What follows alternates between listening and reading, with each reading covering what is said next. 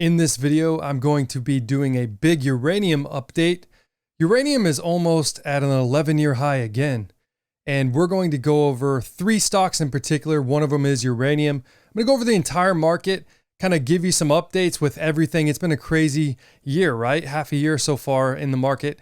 It's June already, and I miss you guys. Hopefully you guys have been well. Please hit that like and subscribe button if you want to see more of these videos. Like I said, I've missed you guys. And I'm ready to start to make these again. There's a lot of stuff that's happened since I think I've made a video. And I like to make videos when I think that there's things that I can actually talk about that's necessary, things in the market. And uranium is, like I said, closer to an 11-year high. And I've been following uranium in the last 3 years, and everyone knows this. And specifically, uranium had that breakout to $63, $64 very quickly and just dropped. But what I really do like about this is it's been a build up, right? It's another year and utilities are starting to, in my opinion, do more long-term contracts. People are asking me, why are uranium stocks not going up as much as they have in the past? And something happened about a week ago, a little over a week ago, and there was a new bill for uranium that is mainly for HALEU. Now, I've been covering HALEU for a long time on this channel. We've been talking about it specifically with what the government is doing right now with the first time in 70 years, HALEU production, and it's going to be commercial with Centrus Energy, a test demo. But what happened was they also have this new bill out, and this bill, S1111, the Advance Act, it actually got through the committee. But what people don't understand, and uranium stocks had a really big day, one of the biggest days, and Centrus Energy dropped, okay? And this is what I was talking about here. This is the bill that came out like the next day, another bill. And this is the, in part of the Inflation Reduction Act, but it's going to be $500 million is what they're trying to spend for HALEU. Now, they already have a $120 million contract with Centrus Energy, but this is new appropriations, and they're putting this out there. It's going to be for the public, right? This isn't out there. The max is $700 million so far in support of various HALEU programs. And the $500 million is being considered for use in stimulating a diverse commercial supply of HALEU. And this is key for their strategy, is what they're saying. Because if you don't already know this, Centrus Energy, the Department of Energy, and Russia are the only three that can make HALEU, right? And HALEU right now, commercially, it's not even a big supply, right? And they're going to need it for the future. So they're ramping this up, right? But to accelerate development of a substantial commercial HALEU supply capability, an initial public-private partnership is recommended to address the high fidelity demand on HALEU markets, right? Fuel for demonstration reactors, plus a percentage of the projected commercial demand for power reactors. The private sector can incrementally expand the capacity in a modular fashion to establish HALEU enrichment and supply that are sufficient to meet future needs as sustainable market develops. Now, this was something that I have been following. Like I said, Centrus Energy, I initially got in this around $4 back in the day. This ran to $88, right? 22 bagger. And the stock dropped on the Russian S1111 bill, and it dropped to 24 bucks. Now, specifically with the uranium bills, there have been 12 uranium or Russian uranium ban bills. A few of those are the Russian uranium bills listed here, but I want you to know that I've been covering these specifically for about a year and a half, almost 2 years, right? Some of these came out in 2021, and none of them have made it past the first committee, including this new one, S1111. It is just through the first committee, but there's going to be revisions, and a lot of stuff has to happen before it can actually get through and get to the other side. You got the Senate and the House, and they have to send it through their committees. On the House side, same thing with the Senate side, and then the president has to sign it. So initially, we thought, and I thought, that it's a possibility this stuff could get through because of the war, but the government showed their hand. It's not going to happen. Dr. Huff herself said that this is a big issue, that the government can't just basically cut supply because we rely on Russia. So that's why they need to establish a commercial supply. And now Centrus Energy is the one that's doing that right now. And it has to be a U.S. company for Department of Defense. It's one of the rules, right? And what you can see here with Centrus Energy, the market cap's under $500 million. They have an order book though for $1 billion up to the end of the 2028, I think, is the 500 to 700 million contract for Haleu could be coming. And I really do think a good portion of that, if not all of it, could go to them possibly.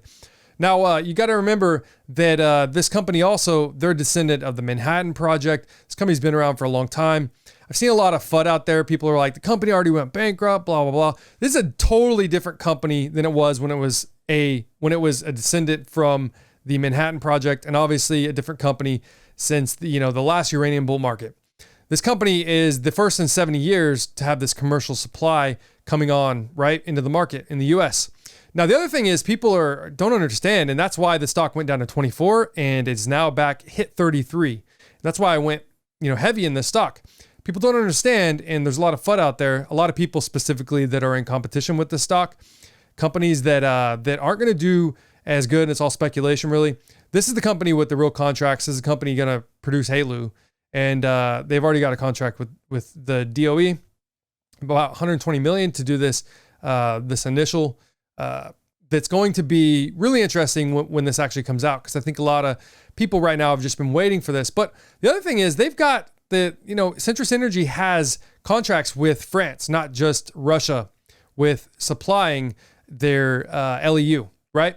So they, in my opinion, if something ever happened with Russian uranium ban, which I do not think it's going to happen, 6 months ago, somewhat a different story, but by this time, the government would have already done it. Russia would have already ended, sending it to the US if it was a big thing, but it's not.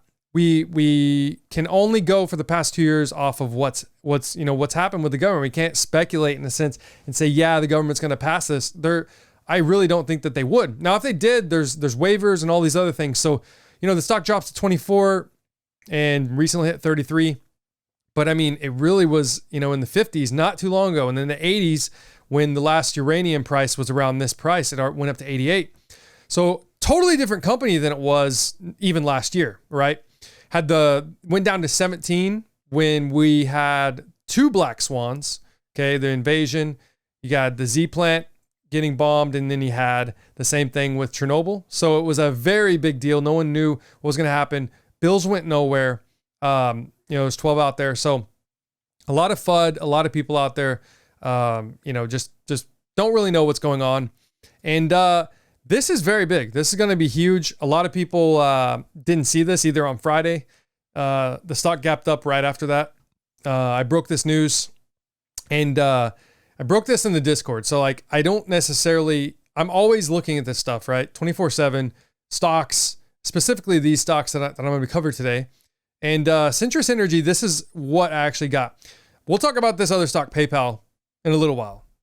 Back to 2017 prices. And then the other stock I'm covering is back to 2005 valuations, right? And, these companies are very strong, okay? Now, Centrus Energy, it's a play like none other, right? Very tiny float. You've got a nice share structure. I like how it is.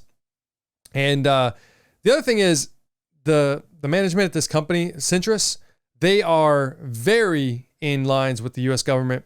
Biden, because the CEO, Dan Poneman, he was the Department of Energy secretary. So he was under the Obama administration, and then so he knows Biden. He's had meetings with him many times, and he was a lawyer there, okay? A corporate lawyer in DC. So he knows everyone.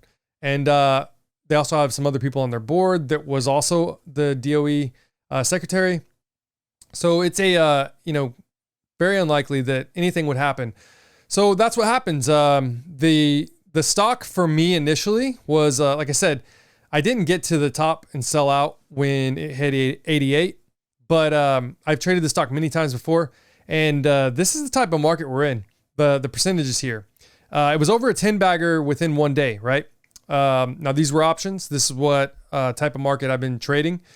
10 bagger. This was the screenshot from the very first day. Had everything together specifically in this account. And this is just kind of the thing that happened. This was the stock had recently hit 33, so it's a lot higher than this. But I like I said, I've been talking about this stock. This is not just a new stock for me to talk about. when Centrus was $10. I believe this was August of 2020. I talked about because there were a lot of people shorting it. I knew people shorting this. And I was talking about how when uranium takes off again, that I think that this stock is going to be very, very, very undervalued when that time comes. Low float. And obviously what it was back then, they've had splits. So people see this number 6,000 on the chart. And this is what we're going to talk about with these stocks. It gets really annoying because people don't understand market cap people never talk about that. Like one of the stocks I'm talking about is a 2005 market cap, but they're like, people are saying it's still overvalued, the stock that I'm specifically going to talk about.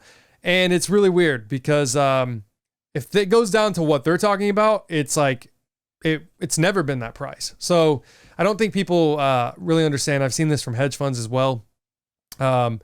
Obviously they should understand, but they don't talk about it. So it's really kind of a weird thing. I really do think with uranium though, we are starting to see, we've already had 110 million pounds long-term contracting this year. So about here, but I think we're in this 2005 mark right in here. And I think it's going to be very soon. And especially if uranium starts to run up, that we see big long-term contracts, and it could be in the hundreds of millions, in the next 6 months, maybe more. You never know. There is 600 plus million that need to contract. Now, this is a chart I've been showing forever, since 2020. This is about where we're at. This is utility long-term contracts that need to be replaced. So we're, in the 30% range now. Okay. Last year, this is where we were at, right? And last year we were a lot higher. Okay. So it's been a whole year since the craziness happened, last spring into summer with a lot of these stocks in uranium going up and then dropping. But utility coverage rates are going lower. And this is another big one. You got to look at Europe. Europe's was pretty high, right? Europe was almost at 100% at the beginning of last 2022. And it's been dropping. And now we're in this range. So it's going to be getting to close into the 60s for them, and it's in the 30s for us still. Now, I think, like I said, when this starts to happen, when we get over here into 2024, if you have not seen major utility contracts, I have no clue when they're going to actually contract. It's going to be crazy, right? Like I said, Centrus Energy, it's kind of crazy. I had this screenshot. I was looking up those old screenshots, so you guys know, if you're new to the channel, that I have talked about the stock.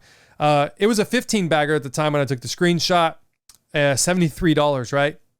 Which is kind of funny because the one of the options specifically I got within 1 day, 1.5 days, it was a 15 bagger again. So it just shows you the option market that really we're in right now. It's pretty crazy. I showed you guys this. This is another thing. Dan Poneman, there he is. There's Biden. This is a little bit of an older picture. A lot of people, right? There's Barack Obama. Both, obviously, Dan, they're board members, Harvard alumni, right? Both of these guys on the board. Department of Energy secretary as well, right here, visually. So I don't think that there's going to be an issue with this S1111. Like I said, it created the flash crash, and uranium being at this mark right here, being right at the 5750 range, very quickly could get to 60. And I think it's going to happen. I really do. This is a really big thing. So the Department of Energy, this is going to, be an ongoing thing, but I think we're going to see a really crazy summer, specifically with uranium and the purchasing. This could be massive for Centrus Energy. Like I said, this meeting is going to be on June 21st. Public will hold this webcast, and it's June 21st, and it's going to be really about the scope, what they're saying of buying all this Haleu, okay? And it's 500 to 700 million, and they're going to be awarding contracts, so it's going to be massive for Centrus Energy. And like I said, I don't think any of these are going to anytime soon get past. It's really crazy that you see a drop this fast. I mean, went back right, like I said, right back to about where we're at right here in the mid 30s, hit 33, but so fast, right? 4 trading days, already up 30%. And that, guys, this is what I covered. This is my main bread and butter, being able to spot these types of plays in the market. And with uranium, I think this is the one. $500 million market cap and under, yeah, it's still bringing in 300 plus million, right? So I really think this year they're going to bring in close to 300 million. If they get more contracts, it's going to get crazy, right? For this type of stock, with only their float being 11 million. And the thing is that they have 180 million cash. I don't think that there's going to be really any issues with this stock long term. They got big government support. Now, before we jump into this, I want to show you guys the overall market here, okay? This is the overall market in the past year, okay? A lot of mega stocks. We're talking about the big six, $10 trillion stocks. They're up huge, okay? You can see Apple here, 27% for the year, Tesla, 40%, Amazon, 38%, Google, 31%, Microsoft, 33%, and NVIDIA, 125%. And one of my big favorites plays for the year was Meta. It recently hit 200%, okay? Meta was a big deep value play, still up 129% for the year. But when I got in it at 88 in November, 88.50 or so, went long, a lot of leap contracts, 700, I think, plus. And it was one of my favorite plays, right? 200%, not too shabby, right? For a very safe stock, bringing in 51 billion from Instagram alone. Okay, so this is kind of the market we're in. If you look at the overall market, it is a little crazy. There's a lot of stocks that are not doing very well in the energy sector, for one. We're still in a weird spot in the market, right? You have these massive moves in stocks. You got Tesla, back up 41%. But, there are things in the market that are very undervalued today. And one of those is Advance Auto Parts. Now, I am long this stock as well. Now, if you want to look at my, history from this channel covering in the last, year, very deep value, okay? Value investing. So Advance Auto Parts is probably the biggest value I've ever seen in the market. Discount they're giving you today on this, the market cap. Now, a lot of people look at the stock price, and that's what I was saying. They don't understand that the market cap, it was higher in 2005 with this stock, okay? 3.84 billion, a little less than that. And, in 2005, we were going through into the recession. This stock still stuck it out, still did well. Yet we are still lower than the mid 2005 range, right? Versus all their peers, all of them. They're first in their price versus their simple moving average, 100% upside, okay? In the 50 days, right? Crazy. Fourth in profit margin, 44%, okay? Fifth in institutional ownership, 96% of the entire stock was owned by institutions. 99.57% of the float was owned by institutions. 99.57. So they cut the dividend, okay? Big dividend, right? They cut this, and this led to immediately the stock gap down when management did that. And we're talking crazy valuations, 2005, right? So I think they exited. So it's an opportunity for me. Ninth in EV versus EBITDA at 8.77. Ninth in price versus cash flow. Okay. The 9.43 was what they came in at. So, of course, it's about ninth still out of those 30.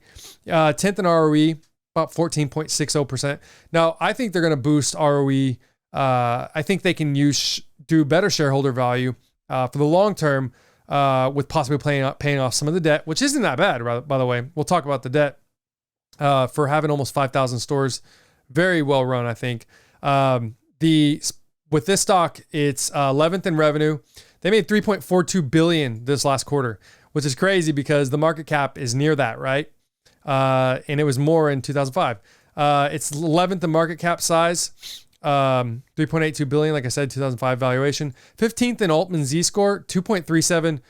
They're not going to go bankrupt. It's very unlikely, right? Their debt's not due until like 2027, 2030, right? The next thing, the management. This is a big one. This is what broke on. I got really lucky because I bought right at 63 at the end of the day when everything was going down.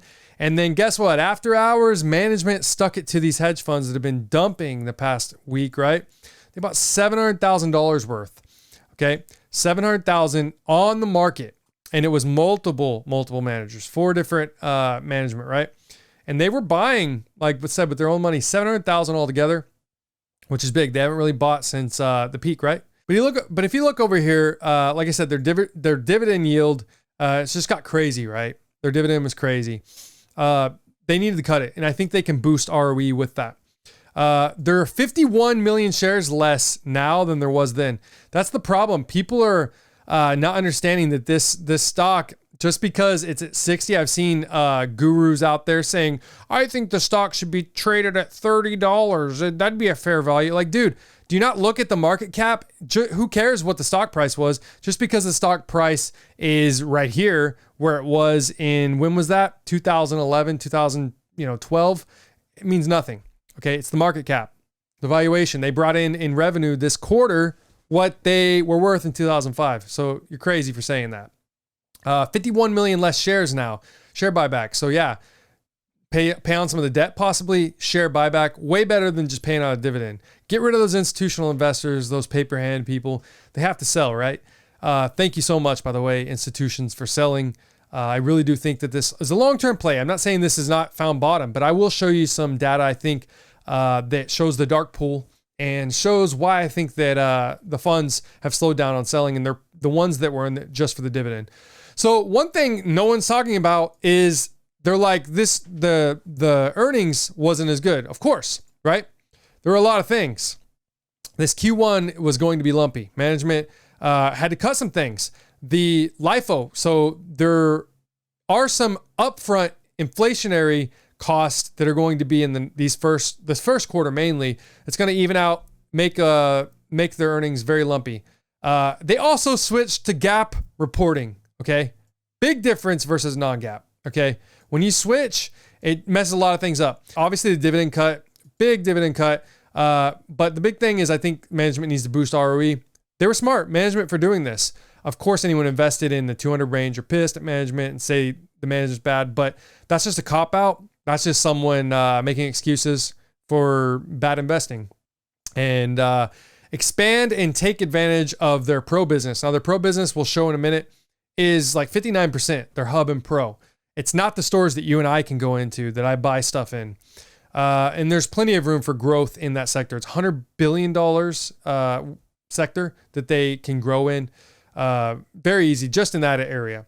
And I think management's going to be able to do it. So after hours, when that news broke, which I posted on Twitter. We'll see what this does on Monday. Very interested to see. This is, like I said, this hadn't happened in a while. Now I want to show you a video on a hedge fund manager on the 30th. It was at $73 then, right? It was at 63 right now. The worst day ever for this name. Well, it's one of the worst days ever for me. So what do you do on a day like this, Jenny Harrington? So I think, the one thing that makes it so much better is being on live TV and getting to talk about it. Haha. And for those of you who followed me, and I'm really sorry, when I initially bought this, I went back to... At least she's coming out and saying she's sorry. But there is value here. Now, what she's going to say, she's going to put a lot of blame on management. I don't agree with that. I think management for cutting the dividend, and she doesn't even lead, by the way, with the dividend. That's the main reason, and she's going to talk about it after. 2007 and looked at what happened to their earnings and revenues in a huge, long, sustained recession. And what I saw was that they actually grew. Both the revenues and the earnings grew through the great financial crisis. So I thought, okay, even if... Yes, they will, because people have to fix their older cars, right?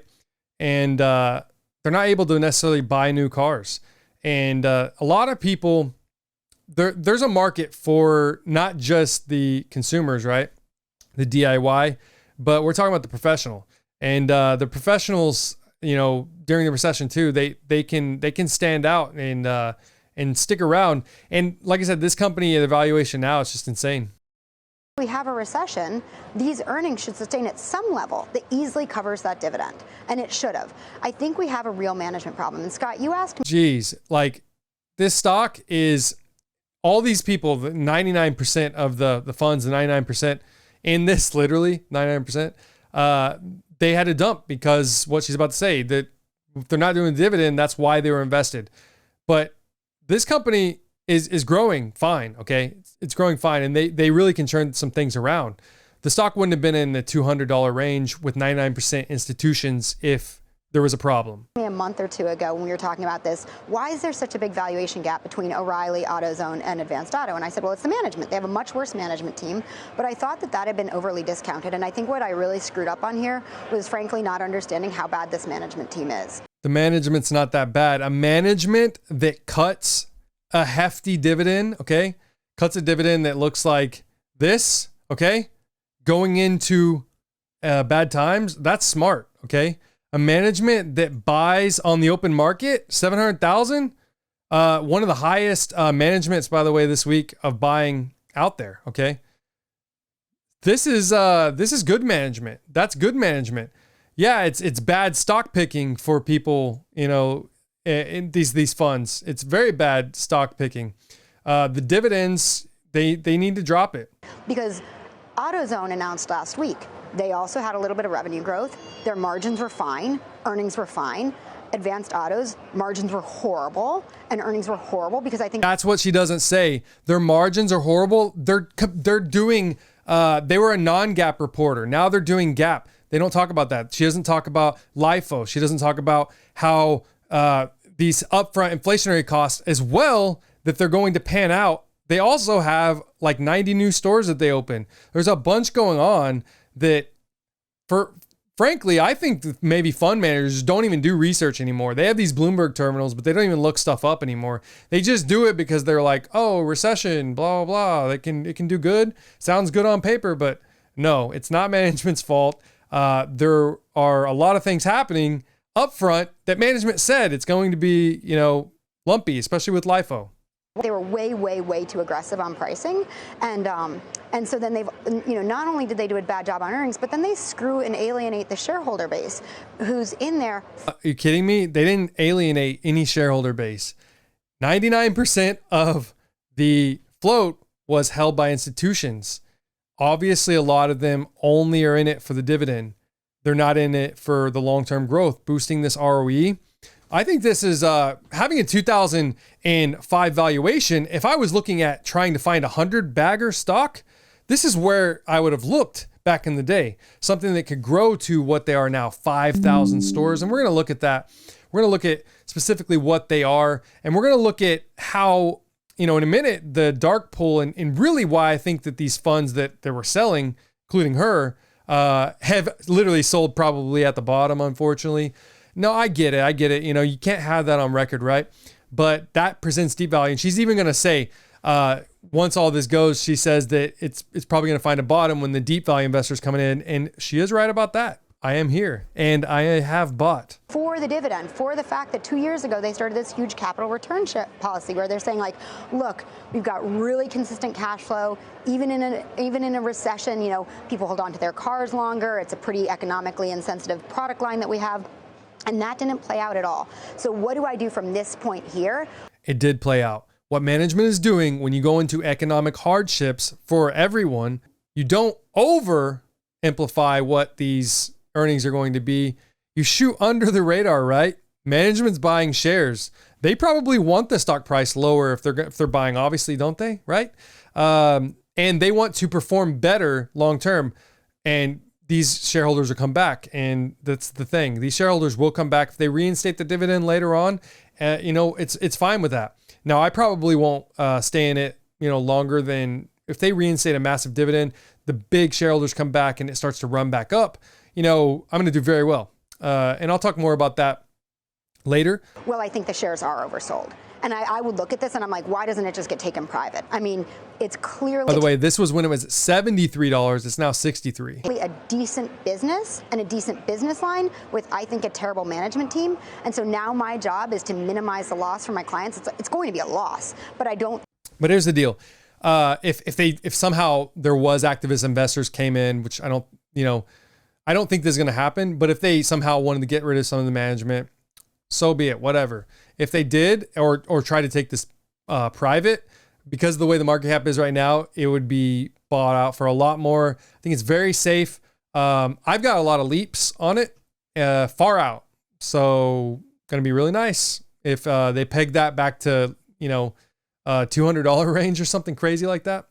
I think down 35%. I don't think trading at $78 a share is rational. I think there are still earnings. The $6 that they guided to for the rest of the year, I'd imagine is trough earnings. You can look way back. The last time they earned that was in 2017. It's simply a bigger, better business than it was then. So if we assume $6 earnings on an $80-ish share price, you have a decent valuation. I think that's probably trough. There's still value here. So obviously I need to sell it because I run a dividend income portfolio, but I don't need to do that today.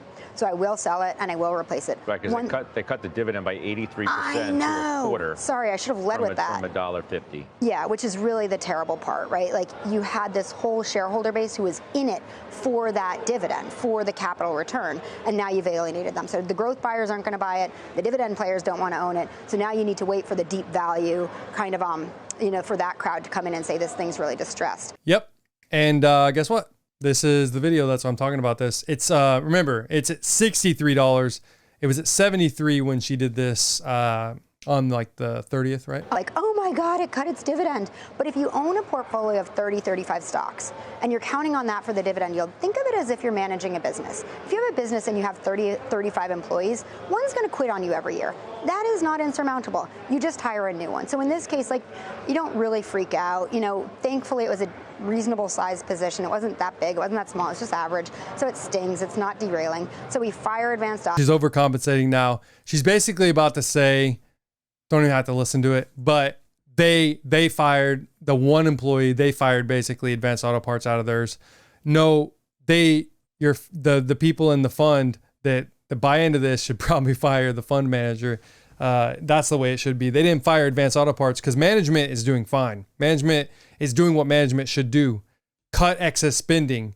Management should utilize that cash for something that's going to either pay down debt, buy back some shares at the same time, and really improve everything, improve that pro side. And that's really where you're going to see value. See big percentage ownership of a lot of these funds, and a lot of these probably sold out. That's what that was. Now, if we look at after hours, right? It wasn't crazy amount of volume, but it did have funds in the dark pool as well coming in and buying after hours. Okay. So we did see this and it started to run up.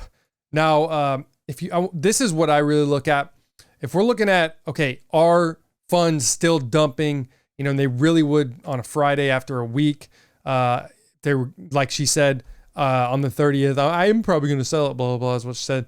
But look, professionals and institutions, the daily share volume is down a few percent.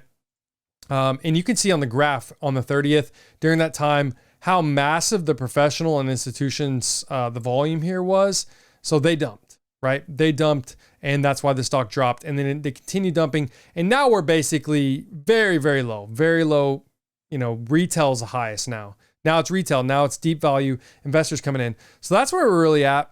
And this will update. I really think that we need to really see where this company, what management does with that extra money. They have $11.2 billion in sales last year. It's a $3 billion market cap. 59% of where they get their business is actually pro. So it's not the stores we go to. 41% is DIY. So there are 4,770 corporate stores, 1,311 independents, 644 hubs, super hubs, and 50 distribution centers. Now, someone made a dumb comment on Twitter, and they were like, all these long lines, Amazon's going to beat them. It's like, you can't get these parts on Amazon, for one. Anyone that's really, I'm an engineer. I've rebuilt engines, massive diesel engines to car engines. I've rebuilt 72 Chevelle SS, 454, and I've utilized them. I've utilized Advance Auto Parts in the early 2000s. I flipped cars from time I was a teenager all the way into probably last time I was really flipped a car, I think was about 2017. So, but I work on vehicles, and I have family that do as well, and professionally. But Advance Auto Parts, like I said, there's no lines on the pro side or the distribution center side. Okay, they're getting they're getting stuff coming in. Fine. Like I said, the LIFO stuff was the really big deal that happened, that you're seeing these earnings be lumpy. And they also change the non-GAAP to GAAP, right? Right here, historical gap to non-gap comparisons. This is their difference. And the thing is, when you look at that, things are going to be different, right? More professional gap measures versus non-gap, right? So now that AAP's integration and initiatives are largely completed, the company is shifting to provide gap metrics for the purpose of annual guidance in 2023. So this shifts a lot of algos, a lot of things change, I'm telling you. But I really think that growth is still going to be there. The thing is, the other thing is, a lot of people don't know, they also own CarQuest. So where I specifically live, that's what they actually have here. Auto Parts International and WorldPac as well. Their dividend yield was the most out of the 30, almost 10%. And another thing I want to look at is a lot of people don't necessarily understand this sector. During the summertime and during winter are going to be their biggest, is when you're going to see the biggest sales there. A lot of people put things off the most for summertime, actually. Summertime's the peak here, right? 100%. This is Google Trends.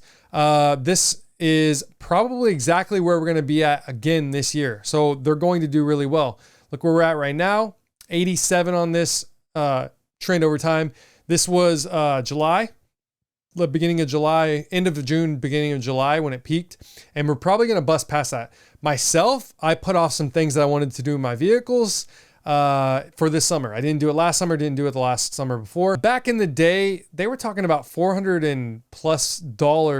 This was in 2015, September. And they believed that this company could grow to, $400 plus. And this was when they had a ton more shares, right? If you're looking at 2015, 73.86. And we're at 59 million now today. Okay. So that's where we stand. And they had more shares and the market cap was a lot higher. And they said it could be $400. And versus the share structure back then, that's a lot bigger market cap than it would be right now at 400. But a lot of the things they talked about was how it had positive for a lot of stores, even during that Great Recession. And they thought that, performing against their competitors, which is AutoZone, O'Reilly's, that the stocks, it underperforms its peers, which it has, but that leaves room for growth. Okay, that leaves a lot of room for growth. And that's how these deep value plays work out when management puts the bar really low for the year, but they start to beat on everything. That's when it gets phenomenal in the stock. And when a stock is down this much, this fast, but has a good history, people are like talking bad about the stock. I mean, the stock did really well until last year. I mean, we're talking about when the war happened, we started to see this. This is when it got on my radar. You guys know, if you're in the Discord, I started tracking the group of stocks, which are these right here, all of these since then. And they're mega high institutional ownership, AutoZone as well. And you can see that that these stocks just, the percentages are just crazy. The floats aren't too crazy. This is diluted shares outstanding is like 18 million on AutoZone. But for Advance Auto Parts, it's, like I said, I'm speechless seeing a 2005 valuation. Very deep value play in me. Almost no risk to bankruptcy. That debt's out to like 2030. And management is going to do pretty well, I think. And, if I'm not saying this is the bottom, but if it is, it'd be great. Especially because options are very cheap. And that's one of the things I've been looking at with this. Next stock I want to talk about is PayPal. Now I broke this, on PayPal on its really big drop. I think it hit $59. So you can see on this chart here, it's about $59. Now, this was right around Meta when it hit. This was when Meta hit about 200%. The AI stuff was taking off 200% from the time that I had initially bought in and did my research on it. So 2017 valuation. Now, what's crazy about this stock, this is my full thesis, by the way. I put this out there. So I'm long since about $59 with leaps.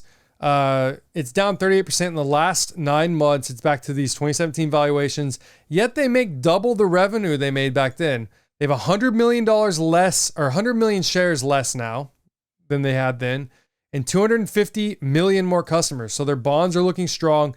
640 million senior notes out of Japan recently. That was some news. 700 funds sold this off during that time. 700, all 700. They have, I believe, what is it? About 2,500 then. So you're talking about 700 sold off during that time. That's really where we're kind of at with that. New funds investing were Ray Dalio, RTLLC. So some big funds are coming in, right? Billionaire Ray Dalio. High dark pool institution volume after hours. I'm going to show you that chart, kind of like the chart I showed you earlier. An $80 million buy, 80 something million in one trade after hours in the dark pool. This is sometimes 19% of the daily average volumes. So some institutions are getting in. Large share buybacks is $4 billion worth. So obviously the lower it is, the more shares that are going to get locked up. I myself use PayPal from a business, have since the early 2000s, spend thousands in a year in fees with them. Money well spent, I'm telling you guys. Works the best for safe overseas transactions that nobody really can compete with. Users will continue to grow overseas. This is their highest margin, by the way, usership overseas, for 43%. One reason these earnings, this is another thing a lot of people don't know, were choppy, was the USD versus other currencies. You know, the USD is dominating the last few quarters. So it's really going to kind of skew and make earnings lumpy for a lot of finance stocks sometimes like this. And 5.1 billion future cash flow. This is trailing 12 month, which is great. Love that. It's non-transaction operating expenses declined 12%. So I really like that. So costs are coming down. PayPal versus 44 of its peers. So it's second in revenue, 27 billion fiscal year. Second in cash, 10.6 billion. Third in market cap size, 71 billion, right? Sixth in price versus 100-day simple moving average. It has a 30% upside to get back to that. 12th in debt, future cash flow, about 16.74. And 15th in revenue growth, 5-year, about 15% year over year. 16th in EV to EBITDA, 12.88. And 16th in price to cash flow, 11.65. 16th in Altman Z-score, 2.11. Very less unlikely for this to go bankrupt. High institutional ownership is 75%. So one thing, these are some things. I'm not worried about the competition. This is what I'm saying. This is from me, by the way. In the space, there's plenty of room to grow, okay? And PayPal still has its moat, in my opinion, regardless of what people hear. What you hear about, Apple Pay, Google. Remember, these companies have been around with payment systems for years. Now, this is something people usually don't know. PayPal owns Braintree. They own ChargeHound, Happy Returns, Honey, Hyperwallet, Paidly, Similarly, Venmo, Zoom, and Zettle. So they're not, a lot of people have told me in comments before, they said that they thought Venmo's going to take them over, or Venmo's going to, is their competition, right? They own them, okay? As the recession hits, PayPal will be the go-to place for people in the gig economy and starting up businesses. This is one of my theses for this. I know it because it's true. I've seen this, and this is really what people are go look at Reddit, see what's happening with people quitting jobs and starting their own. They're going to be using PayPal. Venmo as well. I have family doing it.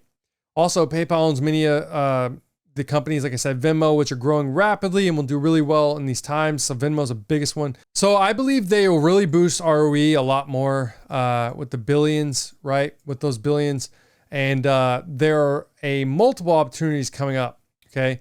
So the management, I think, has a great idea how to grow this international market, which is their biggest margins that they can have. So a lot of people talk about FedNow. Remember, FedNow is not replacing PayPal. It's not international. In my opinion, it's bullish long-term and expands the market. So PayPal, to me, like I said, it's not a U.S. play. It's really an international play. And this is one big thing. As internet, like Starlink, Elon Musk Starlink opens doors to billions of more people. PayPal's grown 250 million more people since 2017. I think that's going to open hundreds of millions of new customers for PayPal. Remember, competition's good. And if you ever worked in the government, this FedNow, it's going to have issues, not going to work, in my opinion, very well. So this market's hammered some of the biggest stocks, like I said, like Meta. We saw 25% drawdowns overnight. I think this stock is going to do a Meta run. And I'm very bullish specifically. and it's the cheapest this really prices from Bloomberg we've seen really ever. Levels for this for how the company is performing now. Management did buy it $76, right? A lot of people give management CEO. They are looking for a new CEO. He's been here forever. Grew the company a bunch. Like I said, doubled the revenue from 2017 and doubled the customers, right? I love this capital allocation, 4.1 billion in repurchasing. They're going to continue to do that. It's going to be phenomenal. Free cash flow, I love it. 5.1 billion, 12-month basis. This is what I really love to find in deep value. Now, here's another thing. The volume, you can see, obviously, just like we had Advance Auto Parts, massive volume, especially in the dark pool, selling out a lot of them. And we're starting to see that slow off. Here's the numbers. I told you guys from 2015, we're at 435 million. Total payment volume, 1.36 trillion. 27.5 billion net revenue.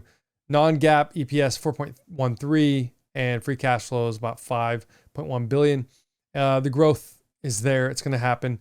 There was the chart, like I said, when this happened, $59. I immediately said, you know what, this is a value play. I really like it. Projected out. You can see, remember I said with the dollar dominating everything, you can see United Kingdom, there was this last year, 2 billion currency wise. So you're starting to see a lot of other countries, 9.64 billion. So when revenue is coming from all over the place and the dollar's dominating it and they report in dollar, you're going to see some issues, lumpy returns. And this has been my thesis. That was my thesis for Meta as well. Both of these, when the internet opens up, they can continue to grow with Starlink, continue to grow new users, and the lumpiness of overseas versus the dollar was a big thing. Here's that institutional dark pool, $80 million plus buy after hours. And there was another, I believe, probably 8 to 15 million, every day after hours in the dark pool. And I think, you're starting to see some deep value funds coming in as well. So I think the stock price recently hit it was over $64 throughout, I think on Friday it was. Dropped down in the 63-ish right now. But the future, I think that they're going to continue to grow earnings. The overseas is going to really be the big one for them. And I'm just very bullish PayPal.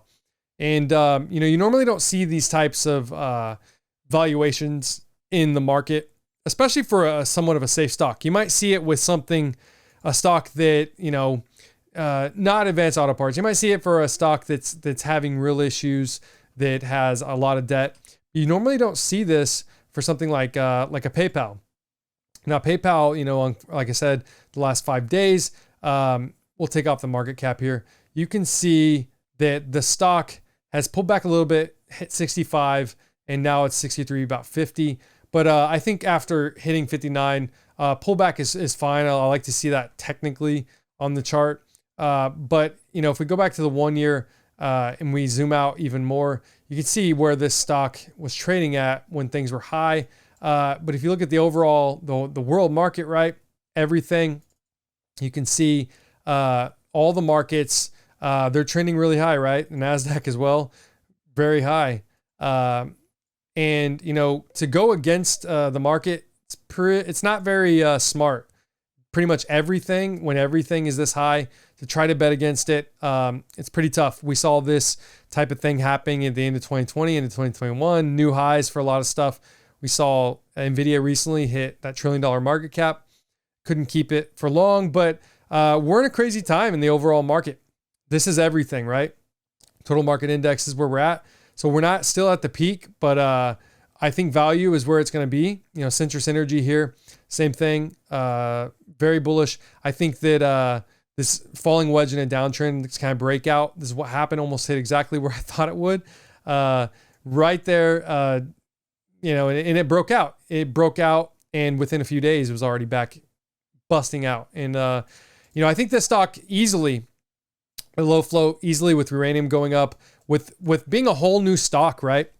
With LEU having Haleu and having these other contracts coming in, Their books are going to be good. They're lumpy as well, their type of earnings. So all the stocks pretty much going to have lumpy earnings, and that's going to be an opportunity because people are going to sell it and give away shares. Funds aren't going to stick around necessarily for some of these, and they give away shares, and that's what happened here. So very, very bullish. One of the most bullish probably is Centrus Energy. And as I already showed you, I am heavy in Centrus, and it was a 15 bagger, one of the options already. So what can I say? 15 bagger would have been getting me back at those under $10 prices and then running to the 88. So it's like, I can't complain, right? When you see these type of opportunities in the market. I think it was a crazy sell-off, this black swan type event. But I don't think these type of things will stick around for too long. Now, remember, guys, if you guys want to get a hold of me, you guys want to see what I'm trading. I didn't show exactly what my options were, but you can see that in the Discord. You know, if you look at my last stocks that I went long in and did the exact same type of due diligence, you had Meta at $88. You had Carnival Cruise about $6.25. Innovative, NOTV, still bullish on that stock. The stock I originally got in about $4, got leaps and shares. And that stock ran to like almost $9 and back down multiple times. So that stock's crazy. It's one of those ones still waiting on litigation, all on news. It's one that I probably wish I would have traded, especially going up to $8 to $9. At one point, you know, that stock was already a double for me from buying from when it hit $4, obviously, but still believe it. That stock as well. We'll do more research on it, but it's right now. It's we cover it every day if there's something happening in the Discord, but not doing a video on it right now because there's not much to cover on it. These are the ones that the value out there right now, and still that stock was, you know, recently hit like $7 again. And like I said, it's one of those ones I think a lot of people are probably trading. But overall, the overall market, you know, for uranium, I think that the reason why I'm in LEU is really that the uranium market in the past year and a half, it's changed a lot. And until we see $75+ uranium, which could happen quick, I'm still on the sidelines a lot for other uranium stocks. And I think producers, especially a field producer, is where I'm going to be putting my money. I'm less speculative now that the market's changed a lot. I'm less speculative in a lot of my investments. I want deeper value, and I want a company that's making a lot of money. That's what I want. It's a lot safer in these times in the market. But if you guys like this video, please hit the like and subscribe button. It was a little bit long. I'm going to be making more of them. And if you guys make sure you check out my Twitter as well. There's going to be interesting stuff. No one knows yet, but very soon, probably in a day or so, there will be a subscription type service so you can get my tweets. So I will actually put out there. It's the same as what's going to be in the Discord. You can have either or both, depending what you use, where I'm going to put out all this information like this will be to the people who support my channel, support my research, support my videos that I make on there. So if you guys want to subscribe, and I will reply to you. A lot of you guys, I get hundreds of comments all the time. Like I don't always get to reply, especially on Twitter. But if you are, like I said, when this happens, subscription type thing, I will be replying to you. And so be on the lookout for that.